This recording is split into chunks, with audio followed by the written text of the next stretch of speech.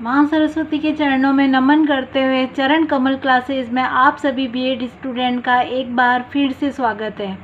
आज हम इतिहास शिक्षण के जो फाइनल लेसन है वो कैसे बनता है उसका एक उदाहरण देखेंगे। आपके जो फाइनल लेसन होते हैं वो आपके फाइनल एग्ज़ाम के पहले या बाद में हो सकते हैं, तो आपका ये जो सिलेबस में इसके जो मार्क्स ऐड करे हुए हैं फाइनल लेसन का, वो आपका लेसन 100 नंबर का होता है। हमारे पिछले वीडियो में आपको फाइनल लेसन संबंधित समस्त जानकारी बताई गई है।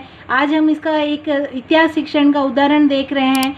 आप जब क्लास में प्रवेश करते हैं तो सबसे पहले आपका जो श्यामपट्ट कार्य है उसको आपको पूर्ण करना है। कक्षा आपको लिखनी है, कौन सी क्लास में आप पढ़ाने जा रहे हैं। ब्लैक बोर्ड जो एंट्री है वो आपको कंप्लीट करनी है। अपने विषय लिखना है, आपको डेट लिखनी है। फिर आपको प्रकरण की हेडिंग डालनी है। प्रकरण आपको पहले नहीं लिखना है, ये सारी बातें आपको पहले बताई हुई है। फिर हम इतिहास शिक्षण की डायरी तैयार करते हैं। उस डायरी में सबसे पहले आपको सामान्य उद्देश्य लिखने हैं। तो सामान्य उद्देश्य की संख्या आपके 5 है 7 जितनी भी हो सकती हैं, ये आपके सामान्य उद्देश्य लिखे हुए हैं।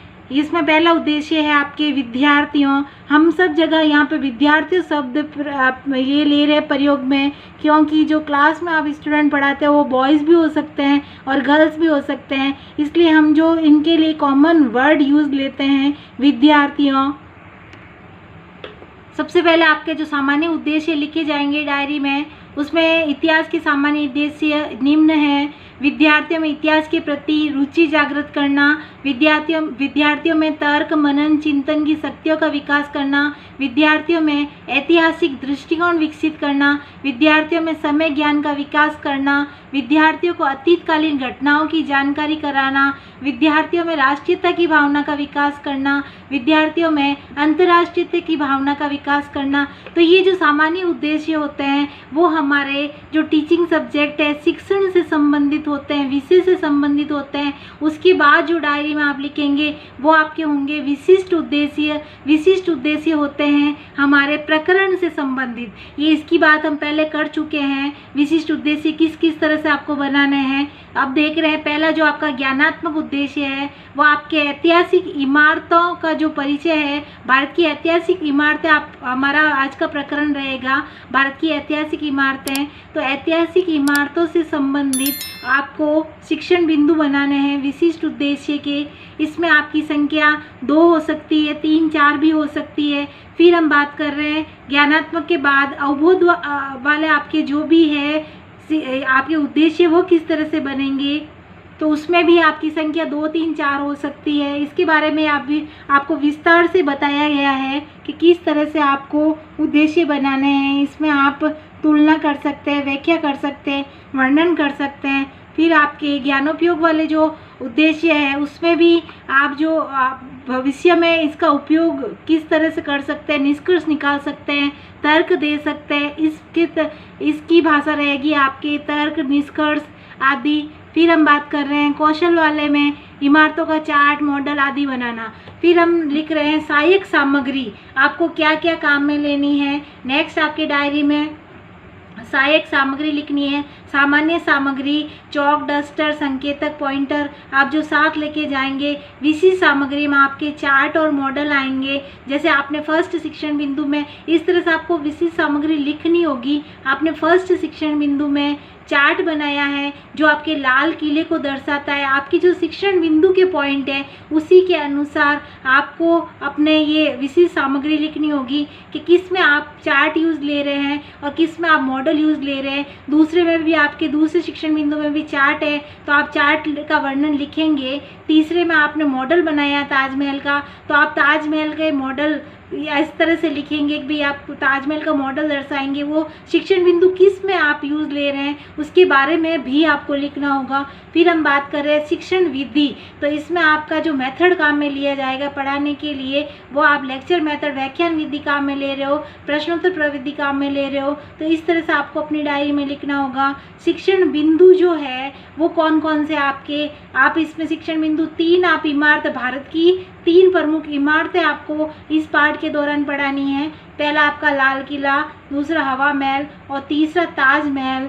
फिर हम लिखेंगे आगे पूर्व ज्ञान। पूर्व ज्ञान में हम लिखेंगे एक विद्यार्थी भारत की ऐतिहासिक इमारतों के बारे में सामान्य जानकारी रखते हैं। फिर हमारे जो प्रेजेंटेशन शुरू होगा वो हमारे प्रस्तावना प्रश्न से शुरू होगा कि प्रस्तावना प्रश्न आपको वहाँ क्लास में जाते ही सबसे पहले ब्लैक बोर्ड एंट्री करने के बाद में आपको अपना लेसन जो शुरू करना है वो प्रस्तावना प्रश्न से शुरू करना है।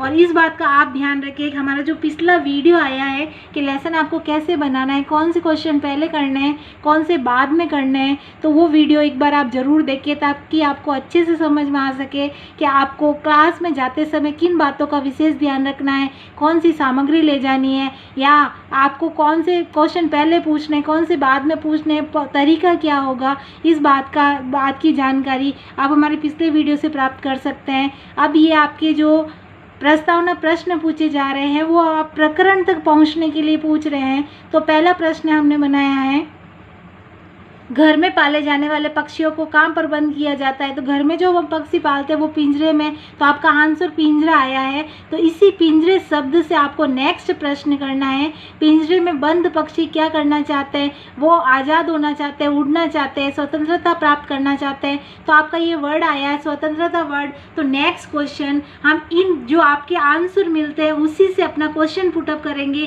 तो थर्ड जो क्वेश्चन है आपका कि स्वतंत्रता से पूर्व भारत पर कौन शासन करते थे। उस समय राजा, महाराजा, मुगल और अंग्रेज शासन करते थे। तो आपका जो शब्द आया है इन शब्दों में से किसी एक शब्द पर आपको अपना नेक्स्ट प्रश्न करना है। आपका यहाँ शब्द आया है अंग्रेज।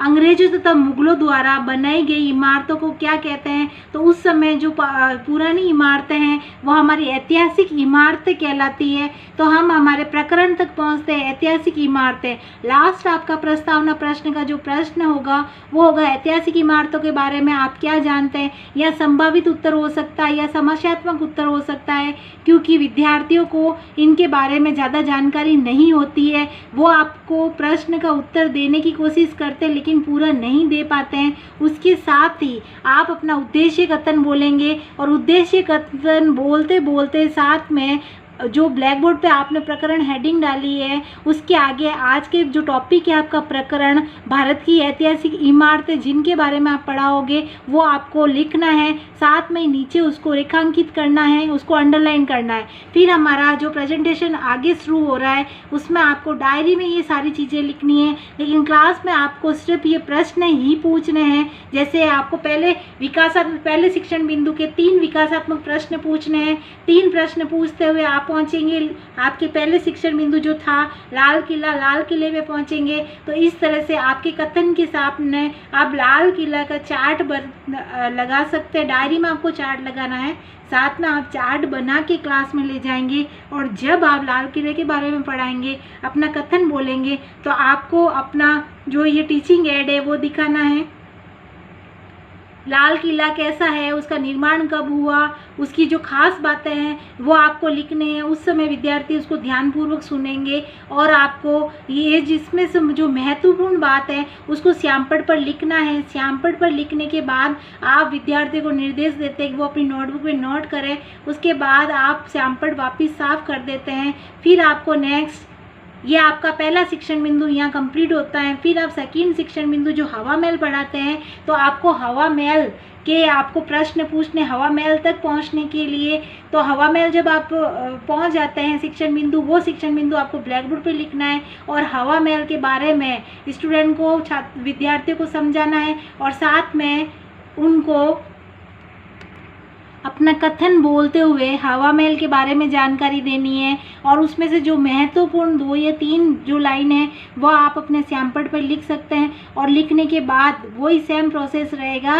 विद्यार्थियों को कहेंगे अपनी नोटबुक में नोट करें। जब वो कर लेते हैं तो आपको अपना ब्लैक बोर्ड झाड़न डस्टर की सहायता से उसको साफ करना है। फिर हम आगे तीसरे शिक्षण बिंदु की तरफ बढ़ते हुए जैसा कि आपका तीसरा शिक्षण बिंदु ताजमहल है, तो ताजमहल तक पहुंचने के लिए आप ये विकासात्मक प्रश्न पूछते हैं। उसके बाद विकासात्मक प्रश्न जब ताजमहल पहुंच जाते हैं, ताजमहल जो शिक्षण बिंदु है आपका, उसको आप ब्लैक बोर्ड पर लिखते हैं और उसका जो कथन है वो आप विद्यार्थियों को बताते हैं कि भाई ताजमहल कैसा दिखता है, कहाँ बना हुआ है, उसकी जो भी समझ जानकारी है वो आप ताजमहल का मॉडल दिखाते हुए, ताजमहल इसमें आपने मेंशन करा है ताजमहल का मॉडल, तो ताजमहल का मॉडल आप जो वास्तविक ताजमहल जो होता है हम घर में देखते हैं, छोटे छोटे जो हमारे ताजमहल बनाए हुए जैसे होते हैं, उसकी कोई भी आप वो भी लेके आ सकते हैं और आप थर्माकोल या अन्य किसी सीट की सहायता से भी ताजमहल बना सकते हैं। तो आपने अभी इसमें मेंशन करा है ताजमहल के लिए आपने जो मॉडल, तो आप ताजमहल का मॉडल लाके क्लास में बच्चों को बता सकते हैं। फिर जब आपके तीनों शिक्षण बिंदु पूर्ण हो जाते हैं तो हम पुनरावर्ती प्रश्न पूछते हैं। पुनरावर्ती प्रश्न जब पूरे हो जाते हैं उसके बाद मूल्यांकन प्रश्न जो आप पहले से रोलर बोर्ड पर लिख के लाए हैं वो मूल्यांकन प्रश्न आप विद्यार्थियों से पूछते हैं और उनके आंसर विद्यार्थियों से आगे आके भरवाते हैं। आपको डायरी में इनके उत्तर नहीं लिखने हैं, ना आप रोलर बोर्ड पे लिख के लाएंगे। फिर हम बात कर रहे हैं आपको लास्ट जो होमवर्क का गृह कार्य जो आपको देना है, होमवर्क का प्रश्न देना है आपको।